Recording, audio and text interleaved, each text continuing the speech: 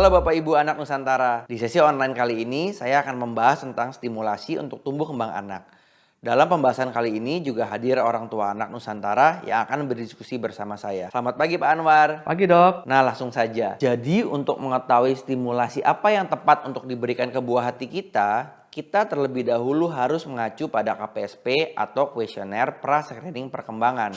Dari KPSP kita dapat mengetahui hal-hal apa saja terkait 4 aspek perkembangan, yaitu aspek gerak halus, gerak kasar, sosial dan kemandirian, serta bahasa, yang diharapkan sudah dapat dilakukan anak di usia tertentu. Dengan mengetahui hal-hal apa saja yang diharapkan sudah dapat anak lakukan di usia tertentu, kita dapat mengetahui stimulasi apa saja yang perlu kita lakukan sebagai orang tua. Nah, pembahasan kali ini kita akan berfokus pada aspek gerak halus anak usia 1 tahun. Pertama-tama, orang tua perlu memahami terlebih dahulu apa itu gerak halus.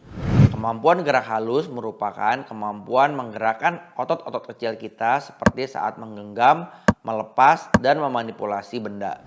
Kemampuan gerak halus ini akan selalu digunakan dalam aktivitas sehari-hari pada kehidupan kita. Salah satu stimulasi yang dapat diberikan untuk meningkatkan kemampuan gerak halus anak adalah stimulasi yang berkaitan dengan kemampuan anak menggenggam. Pada usia 1 tahun, anak diharapkan sudah memiliki genggaman yang cukup kuat sehingga ketika dites dengan di telapak tangannya diletakkan alat tulis, ia akan menggenggam alat tulis tersebut dengan cukup kuat sehingga membuat orang yang berusaha mengambilnya cukup kesulitan.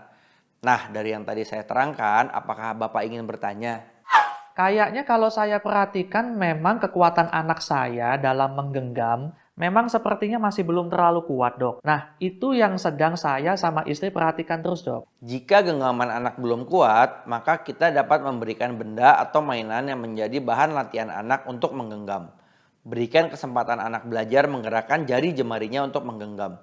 Semakin terlatih gerak jari-jarinya, maka semakin terbentuk kekuatan otot di jari dan tangannya yang membuat anak memiliki kekuatan dalam menggenggam. Kira-kira kegiatan stimulasi apa ya dok ya, yang mungkin bisa kita berikan sendiri di rumah sama anak kita dok?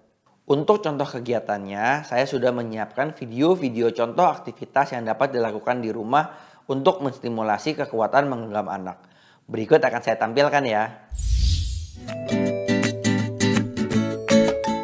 Aktivitas ini sangat sederhana, hanya membutuhkan pita atau bisa juga kain syal, sapu tangan, atau lainnya.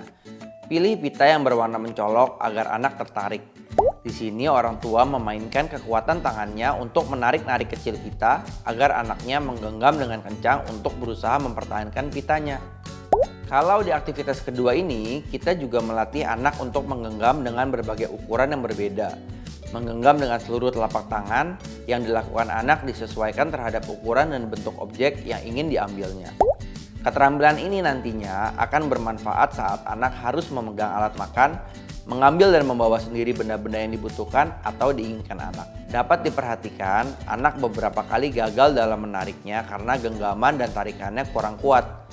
Namun setelah beberapa kali mencoba, ia berhasil.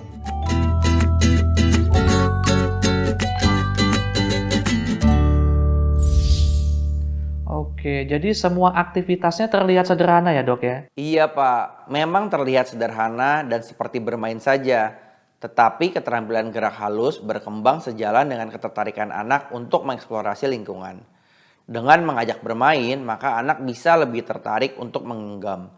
Selain itu, dengan memberikan benda yang familiar akan sekaligus membantunya dalam mengembangkan kemampuan untuk menggunakan benda-benda yang memang akan digunakannya sehari-hari agar lebih mandiri.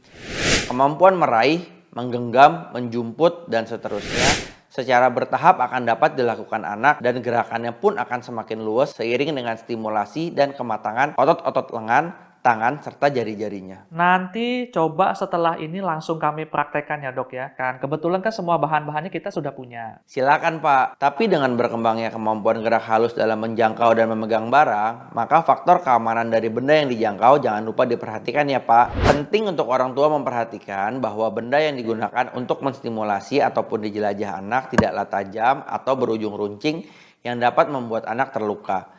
Tidak berukuran kecil sehingga tidak mudah masuk mulut dan membuat anak tersedak. Di sisi lain, karena masa ini juga beriringan dengan kesenangannya bereksplorasi menggunakan mulutnya, faktor kebersihan juga menjadi hal yang penting diperhatikan. Pastikan kebersihan lingkungan atau benda-benda yang dijelajah anak agar anak tidak mudah terserang kuman dan bakteri saat menjilatnya atau memasukkan benda ke mulut. Oke, kalau gitu terima kasih ya dok ya atas informasinya dokter ya.